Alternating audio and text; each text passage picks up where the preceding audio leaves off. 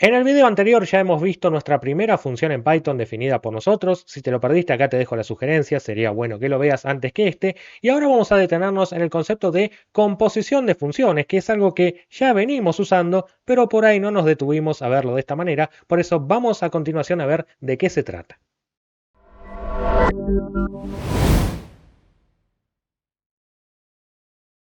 El concepto de composición de funciones no es nada nuevo, se da en matemática a nivel medio, pero bueno, uno es muy joven, no le ve la utilidad práctica, es demasiado genérico, etcétera, etcétera. Por eso vamos a reverlo esta vez bajo el contexto de la programación, porque si analizamos en contexto esta línea número 6, vamos a ver con más detalle que estamos usando la composición de funciones justamente acá. Print, para empezar, es una función, tal y como lo dice acá abajo, y para entonces poder ejecutar la función print, nosotros generalmente enviamos un argumento, es decir, qué queremos imprimir. ¿Y qué queremos imprimir en este caso? El siguiente de 8. Y como verás, el siguiente de 8 es una función que se está invocando y se tiene que resolver. Tal es así que el orden de ejecución de los pasos para la máquina en ese sentido es que primero va a intentar resolver cuál es el siguiente de 8, es decir, va a empezar de adentro y va a ir yendo progresivamente hacia afuera. Entonces, el siguiente de 8 va a tener que ser resuelto. Este 8 va a viajar, va a transformarse en este contexto en lo que es num, después se va a devolver num más 1, que para este ejemplo concreto, como verás según la flecha,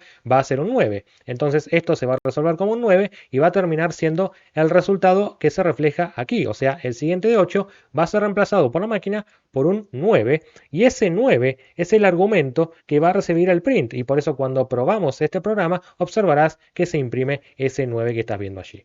Por eso la composición de funciones es muy simple. El argumento de una función puede terminar siendo el valor de retorno de otra función que se llamó previamente.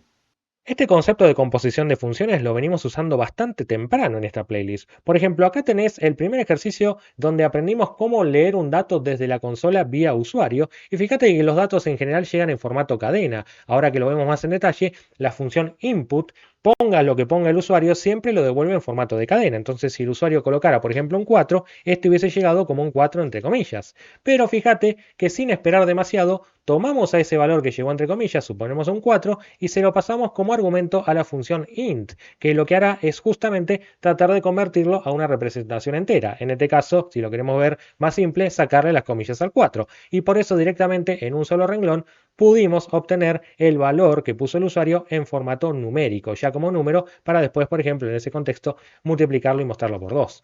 Ahora bien, fíjate que gracias a la composición de funciones, nosotros podemos hacer esto en una sola línea y no tener que usar dos renglones, uno para leer el número como cadena, alojar en una variable y después llamar a la función int. Si podemos hacerlo en una sola renglón, es mucho mejor y más agradable. En este caso, queda un código mucho más corto. Vamos a terminar con un último ejemplo. En este caso voy a definir una nueva función, la voy a llamar doble, fíjate dónde la estoy definiendo, ¿no? Dentro todavía de la definición de funciones y antes de que arranque el programa principal. Bien, defino una función que se llame doble. ¿El doble de quién? Se supone de un número que me va a llegar por parámetro y cuyo nombre es el que yo quiera. Por ejemplo, si le pusiera x a ese parámetro, entonces yo tengo que ser coherente y ahora decir que voy a devolver, por ser la función doble, x por 2. Eso es lo que tiene que hacer esta función.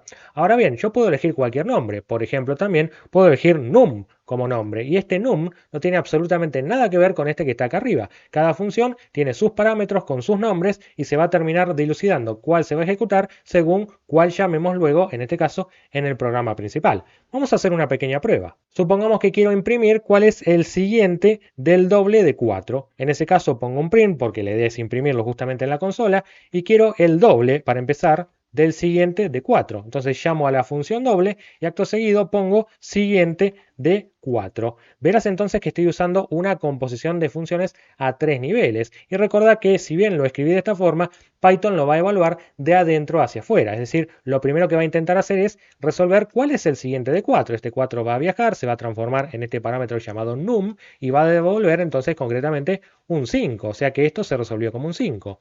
Luego quedamos entonces con este 5 que va a ser argumento del llamado a esta función doble, que ahora sí se va a invocar, va a viajar ese 5, se va a colocar acá como argumento, perdón, como parámetro esta vez de la función doble y esta va a devolver obviamente un 10. Y ese 10 va a terminar resolviéndose como el doble del siguiente de 4, que finalmente no puede quedar ahí boyando en el aire, sino que se va a transformar en el argumento de la función print que lo va a imprimir. Por eso cuando ejecuto este programa observo tranquilamente que el doble del siguiente de 4 es un 10 que estamos logrando imprimir.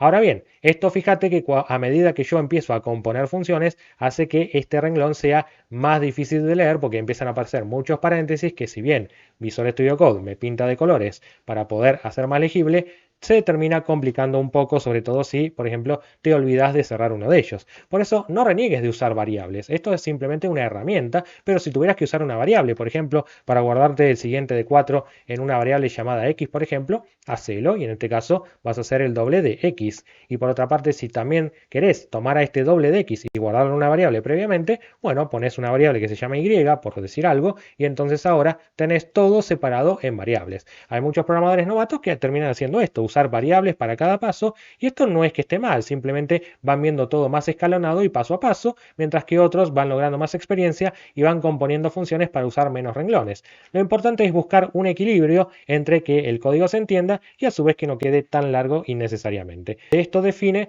tu estilo de programador que ya irás adquiriendo con el tiempo. Si te gustó este video, dale un like, deja tu comentario, compartilo, suscríbete al canal, activa la campanita y seguime en las redes sociales.